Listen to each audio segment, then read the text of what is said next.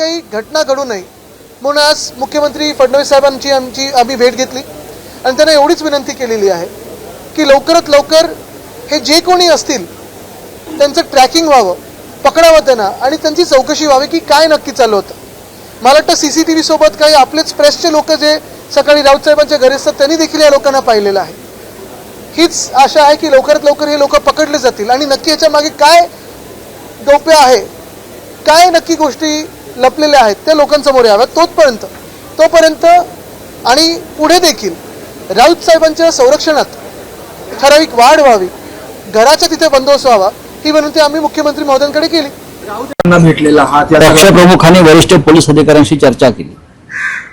पक्षप्रमुख माननीय उद्धवजींनी नागपुरात विधिमंडळ पक्षाच्या नेत्यांशी चर्चा केली या संदर्भात आणि आमच्या प्रमुख जे नेते आहेत भास्कर जाधव त्या विधिमंडळातले आणि अनिल परब यांनी दोन्ही सभागृहामध्ये हा विषय आज चर्चेला आणलेला आहे.